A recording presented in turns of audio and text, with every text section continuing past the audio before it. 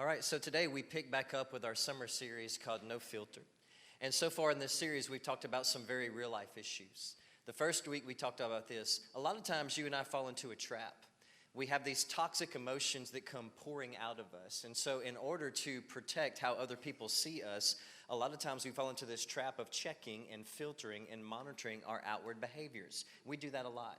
We monitor our outward words, our outward reputations, our outward images, our outward behaviors, actions, and reactions in front of other people because we want those people to think certain things about our life, but we rarely take it a step further and work on our heart and check our heart and filter our heart. And so the first week we talked about this, and we used that example of Skittles in a big glass container. You don't have toxic emotions pouring out of you because of what's happening to you. You have emotions that are toxic like envy and jealousy and guilt and anger coming out of you because those things are already inside of you. So a lot of times we work really hard to change and to focus our outside and how people see our outside, but we rarely take it a step further and work on our heart. The second week we talked about our guilt and how everyone in this room today is guilty. And the reason why we're all guilty is because we all have a sinful nature and we were all born with a sinful nature. All of us in this room today are guilty of failures, weaknesses, temptations, sins, mistakes, bad reactions that hurt other people. We're all guilty, but because of Jesus, we're not condemned. And so you have mistakes in this life and you have failures in this life. You have struggles, you have sins, you have a past in this life. You are guilty in this life, but because of Jesus and his salvation and his redemption and his forgiveness, no one is condemned. Say, Tony, what does that mean? It means even though you have mistakes, even though you have failures, and even though you have a past, even though you have present struggles, God's not through with you. He's not going to walk away from you. He's not going to let go of you. He's not going to forsake you, and he still has a wonderful plan for your life. Amen. The third week, yeah, go ahead, give it up. That's pretty good. That's what we love. The third week, we talked about the real life issue of envy and how a lot of times you and I fall into this trap of lusting after other people's stuff, after other people's lives, after other people's relationships, and deep down we want them to lust after our life too. That's what envy is. It's focusing on what other people have that you don't have with a strong desire to get it. That's what lust is. Lust is when you look at something or someone with a strong desire to go after it, and that's what envy does, and that's what we want people to do with our life too. But we talked about this. Envy is always a trap that you fall into in your heart of comparing and competing with other people. And anytime you compare and compete with other people in your life, you never win and you never get ahead. And then last week, Pastor Josh Waters talked to us about the power of our habits. If you got a lot out of that, give Josh a big hand last week, and we thank him for doing that. And so today we pick back up with week 4 of our summer series. And in the summertime, we all know this, social media starts to pick back up. I've told you that over the past few weeks. Some of you have picked back up on social media, and we post selfies and we post pictures of our vacations and our weekend getaways and hanging out in the backyard during the summer and our kids on slip and slides. And most of the time when you and I post these pictures on social media sites, whether it's Instagram or Facebook or Snapchat, we use a filter on those pictures to make our picture look a certain way or to change the way that picture looks. And sometimes these filters that we put on our pictures can change the picture in a drastic way, or sometimes not that much at all. For example, throw up that first picture on the screen. Now, I had taken this picture in a cave, a deep cave in Tennessee. A couple of summers ago, Jackie and I had taken a vacation to Tennessee with her parents in Aden. And on one time, we went on this tour through a cave, walking through the cave. And at the very end of the tour, when you came to the end of the cave, there was this big waterfall that was falling from the ground. And I snapped this picture, and that's the real original picture. And it just looks awesome. But throw up the next picture. Did y'all see anything change? That next picture that we just threw up that you didn't see change, you want to know why you didn't see anything change? It's because I filtered that next picture, but you couldn't tell. And the reason why you couldn't tell is because the original picture that we went back to, the original picture was so cool and the colors were so amazing. There was lights in that cave that it didn't really even need a filter, but I still put a filter on there anyway, and you couldn't even really tell. And sometimes you and I do the same thing with our life. We get so used to only focusing on everything that we're ashamed of. We get so used to focusing on our flaws and our failures and our mistakes and our past and our struggles and our weaknesses that we fail to see, and we fail to understand that God is still doing some amazing things in our life right now that you don't have to be ashamed of. Jesus is still working in your life right now. He's doing beautiful things in your life right now. If we would just open up our eyes and open up our hearts and see what God is doing, that you don't have to cover up. But so many times the only thing we see is the bad things are happening. The only thing we see is the failures. The only thing we feel is the guilt. The only thing we feel is the anger. The only thing we feel is the frustration. And we're tempted to think my life is awful. And so we start to cover up and we start to hide. But in reality, right beneath the surface, Jesus is there, and God's love is there, and God's mercy is there, and God's forgiveness is there, and God's hope is there. And He's still working to use you in a great way, and He's still working to pick your life back up again. Amen. Now, most of these filters were created to enhance the pictures that we want to post, to make them look a little bit different, or sometimes a lot different. And sometimes you and I can do the same thing with our life. Now, everyone look right here. Some of you in this room right now, on the inside, there's pain there. There's confusion. There's heartache. There's fear. There's anger. There's frustration. But you and I act like on the outside, because we've gotten so used to filtering our outside behaviors and our outside images in front of other people, we act like on the outside that we're happy, that we're carefree, that nothing's wrong, but on the inside, you don't feel that way at all. Some of you walked in through those doors this morning with a big smile on your face, saying, man, I'm ready to worship God, and I'm happy. But on the inside, you're not happy. On the inside, you're falling apart. And sometimes you need to understand that it's okay to be that way, especially in church. But something we all need to understand today is this. You and I work really hard to only show people, the other people in our life, what we want them to see. But we rarely take it a step further and work on our heart, the real us, the true us that no one can see. You and I all, to some degree, monitor how other people see us, because we monitor our behavior, our actions, and our words in front of other people, all because we stay more concerned with what they think about us and how they feel about us and what they say about us. You and I have gotten so used to filtering out the parts of us that we don't want other people to judge anymore, because people have judged those parts of us before. We've gotten so used to hiding and filtering out the parts of us that other people have criticized, because we don't want to hear that criticism anymore, because we've heard it for most of our life. We've gotten so used to filtering out the parts of us that we're ashamed of, that make us feel unproductive and selfish in this life, all because today you and I want acceptance from other people, and we want encouragement and attention and validation and affirmation from the other people in our life. But in our attempt to get all that from other people, we fail to live a true life and an honest life. That's why I asked Jackie to sing that song, This Is Me, because that's the purpose of this study. The purpose of this study is to get us to this place in our life. And notice this on the screen. You're still with me? Say, I'm still with you. This is me. This is the real me. This is the me that has not been altered, covered up, or enhanced to make me look different than who I really am, just so I can seek the approval of the other people in my life. This is me. This is my heart. This is my feelings. This is my faith. This is how I see the world. This is who God has made me to be. This is who I am. So many times we fail to live an honest life, and we fail to monitor our heart, which is the real reason behind why we do what we do. And so there is a part of our life today that needs to be monitored. And there is a part of our life today that needs to be filtered and checked. And that main part of us that's always the real reason behind why you say what you say, do what you do, and behave the way that you behave and live the way that you live is always our heart. Now, don't answer this, but have you ever gotten angry? And have you ever gotten angry to the point to where you acted out in your anger and you knew that I'm going to immediately regret this, or eventually I'm going to regret this? Most of us have those experiences every single day in Lake Charles on the interstate. Amen? Yeah, go ahead. Yeah, that's this city wasn't ready for everyone coming in. But anger, you can feel it quickly taking over you, can't you? And anger, you can feel it quickly rushing out of you. When people get angry on the road, what do we call that? We call that road rage. And sometimes you can be the victim of someone else's road rage. Amen? Other times they can be the victim of yours. But the other day I was taking my son Jagger to eat somewhere, and we were heading back towards Moss Bluff so I could bring him home. And when I do that, I get on the interstate and I get off the DeRidder 171 exit. Now, when you're getting off that ramp, there's other people getting on the interstate right there to head towards Lafayette, and they have a yield sign. I didn't have a yield sign. And I always make sure that I let those people know that I don't have a yield sign, that they have a yield sign. But if you've ever gotten off that ramp while other people are getting on, they don't care. So the other day, I have my 9-year-old son with me. I'm getting off that ramp, and these other people are coming. They have a yield sign, and this guy in this big truck, this big diesel truck, and don't get me even started on that. But he doesn't yield at all.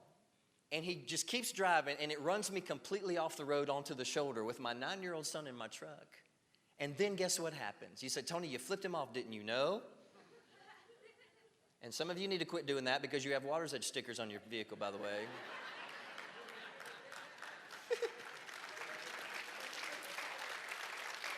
Now, y'all are clapping and laughing, but y'all don't know how many inbox messages I get from people who don't come to church saying, someone with a Water's Edge sticker flipped me off the other day. Pastor, what do you have to say about that? I'm like, I'm sorry. It's not a cult. I don't control people's lives. They just come to hear me speak. When they leave, they do what they want. You know what I'm saying? Like, I don't show up at their house being, why'd you flip somebody off? 10 Hail Marys for you. No, we don't do that here. But guess what happened? That guy flipped me off. Y'all believe that? Here I am. I'm not even breaking the law. I didn't have a yield sign. I don't have to yield. You have a yield sign. You broke the law, and then you got mad, and it was your fault to the point where you flipped me off. Sometimes you can be the victim of someone else's road rage, or sometimes they can be the victim of yours. A couple of years ago, Jackie and I, we had taken a family vacation trip to Disney. And so the way we do that, we would always drive to New Orleans, park my truck there for a week, fly out of New Orleans to Florida, fly back to New Orleans, and then drive home. So we flew back from Florida to New Orleans. We're coming home, and then you have those parking tickets that you have to pay for the entire week to park at the airport, and you have to put that ticket into a machine when you leave. Well, it's midnight when our plane landed. And so there's no workers in these areas. And so here we are, man, we're leaving the airport parking lot, and I'm looking for this ticket to put into the machine so I could pay for the week because they won't let you out unless you pay. And they have all these different lines that you're supposed to pull into according to how you're going to pay for that week. This cash only, this line, credit card only, this line, debit cards, this line. Way too confusing if you ask me. And so here I am looking around for this parking ticket, and I can't find it anywhere. And so I unknowingly get into the cash only line. And there's all these cars behind me, and it's midnight, and there's no one working in these booths where people pay. And so I get to the front of the line, and I still can't find my ticket. I finally found it, and I go to put it in the machine, and Jackie says, do you have any cash? You got into the cash only line. And I said, no. I don't ever have cash. I never carry cash on me. If you ever see me in public say, you got any cash? I'm always going to tell you no because I don't ever have cash on me. I just use my debit card. And I said, I just have my debit card. Well, you can't use it here. So now all of a sudden, I'm holding up the line at midnight.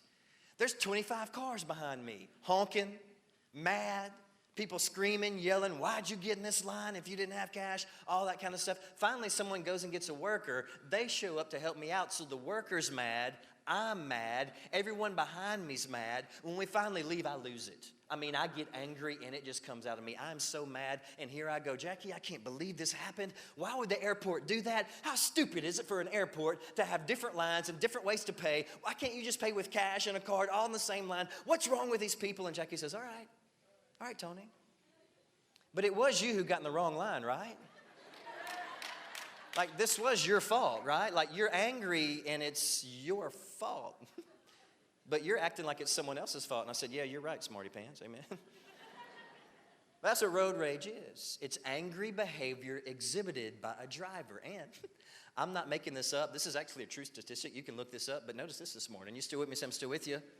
People who customize their vehicles with stickers and other adornments are more prone to road rage. Amen. So, Tony, you picking on us? No. That's a real statistic right there.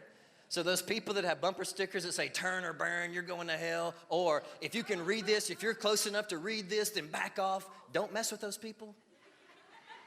These people, their favorite vehicle color to paint their truck is primer. Don't mess with them. They're more prone to road rage. I was in this little village one time, way out in the woods, and the only store they had was a dollar store. I get in line, and I'm about to pay for my milk because they had produce there too.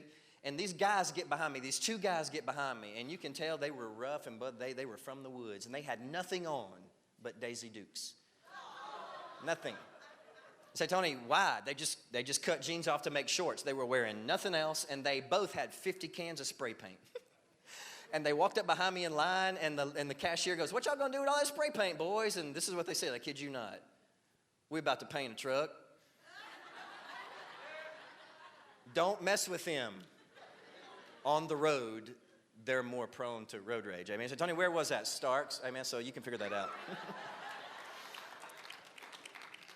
But now, maybe a certain percentage of us today experience road rage, but all of us in here today experience anger and rage in some form. Road rage is anger exhibited by a driver, but rage, any kind of anger, typical rage, temper tantrum rage, everyday rage is this, and notice this on the screen. It's angry behaviors exhibited by you. And you may not do that on the road, but you may do that with your husband or with your wife or with your children. You may not do that on the road, but you may do that at your work or with your coworkers or with your family members. But we usually try to filter it, and we try to make it sound better and look better by calling it this. If you're still with me, say, I'm still with you. I'm frustrated. I'm frustrated with my marriage. I'm frustrated with my job. I'm frustrated with my professors. I'm frustrated with my principal. I'm frustrated with my coach. I'm frustrated with this situation. I'm frustrated with this storm. A lot of times we try to make our anger sound better by simply saying it's frustration. But notice this morning on the screen. Our frustration is simply anger with a filter on it. It's just simply us trying to cover up what's really in our heart. And no one wants anger to control you. And you don't want anger to control the people closest to you, because once it comes out of you or them, it's always devastating and you always regret it. Now, if you're still with me, say I'm still with you. Let's talk about our anger for a few moments. You and I probably all have a very complicated relationship with our anger. And so when you get angry, you usually fall into one or two categories, and this is what they are. So if you were to describe your relationship with anger today, what would you say? Do you typically shout it out or shut it down? Some of you in here today, when you feel anger emerging in you, it's like someone turns on a faucet. And you can't take your words and you can't stop them from coming out, and you just react, and your anger just comes rushing out of you like a waterfall and like a faucet. Others of you in here today just kind of bottle it up, and you kind of hold it on the inside of you. And so anytime you have conflict with people, either it just comes rushing out of you, or what's wrong? Nothing, nothing, nothing. And so sooner or later, whether your anger comes rushing out of you or whether your silence is obvious, the other people in your life always have to suffer at the hands of your anger. Here's another question, and notice this on the screen. What or who currently triggers the strongest feelings of anger inside of you? Is it a family member? Is it a brother or a sister? Is it a coworker? Is it your children? Is it your boss? Is it your teacher? Is it a neighbor? Is it a situation, a circumstance, or a storm? Do you know what a big part of our problem is whenever something or someone makes you angry? You want to know where anger comes from? If you're ready for it, say I'm ready. You're not going to like this. But this is the source of your anger. And this is why it comes rushing out of us. And notice this on the screen. The source of most of our anger is not getting what we want when we want it. I'm not getting what I want when I want it at my job, so I'm angry. I'm not getting what I want when I want it from my wife, so I'm angry. I'm not getting what I want when I want it in this situation, so I'm angry. I'm not getting what I want when I want it on the interstate, in the doctor's office. I mean, why? Why tell me my appointment's at 10:30 if I'm going to have to wait till 11:45 to call me back? Why do y'all do that, doctors? Why do y'all schedule? You see what I'm saying? We don't get what we want when we want it, so we get angry. That's the source of our anger. Now, anytime you and I feel angry, remember this today, our emotions always tell us that it's 100% someone else's fault every single time. That's why you and I think we're angry, because it's someone else's fault. We believe it's not my fault, it's the airport's fault. It's not my fault, it's Kroger's fault. It's not my fault, it's the dog's fault. It's not my fault, it's the teacher's fault. It's my parents' fault. It's my friend's fault. It's my sister's fault. It's my brother's fault. It's my habit's fault. It's not my fault, it's my addiction's fault. It's not my fault, it's my temptation's fault. Anger always originates here. It's not my fault, it is someone else's fault. But James, the brother of Jesus, had something very different to say, and this shows us where the true problem lies. And I'm almost done. If you're still with me, I'm still with you. And notice what James says in chapter 3, verses 13 through 18 on the screen. If you are wise and if you understand God's ways, prove it by living an honorable life, doing good works with the humility that comes from wisdom. But if you're bitterly jealous and there is selfish ambition in your heart, don't cover up the truth with boasting and lying. Don't filter it out. For jealousy and selfishness are not God's kind of wisdom. Such things are earthly, they're unspiritual, they're demonic and evil. For where there is jealousy and selfish ambition, there you will find disorder and every kind of evil. But the wisdom from above, from God, is, first of all, it's pure. It loves peace. It's gentle all the time. It's willing to yield to others. It is full of mercy, full of the fruit of good deeds. It shows no favoritism and is always sincere. And those who are peacemakers will plant the seeds of peace and reap a harvest of righteousness. Now, notice some very clear and powerful things that stick out from this passage. The first thing is this. When someone is truly seeking Jesus and his wisdom, and notice this today, humility is evident and very clear in their life. Which means if you're truly seeking Jesus and his wisdom, when someone watches you live, they should see humility in your life, and they should see humility controlling your life. But things like jealousy, selfish ambition, bragging, lying are destructive and harmful not only to you but the other people in your life. Jealousy, also notice this, and selfishness is the source of your anger and conflict in your life. But when someone is actively seeking God's wisdom, that person is growing, and you can see it in mercy, purity, peace, humility, and in their relationships as they learn to yield to the other people in their life. Look at chapter 4, verses 1 through 3. What is causing all the fights and quarrels and conflict among you? Some of you married couples would like to know that right now. I'm about to give you the answer of why you can't get out of the pattern of constantly fighting, constantly arguing, constantly getting angry. Where does all this come from? James is about to tell us. Don't they come from the evil desires at war within you? You want what you don't have. You scheme and you kill to try to get it. You're jealous of what others have, but you can't get it. And so you fight and you wage war to take it away from them. Yet you don't have what you want because you don't even ask God for it. And even when you do ask God for it, you don't get it because you're asking with the wrong motives.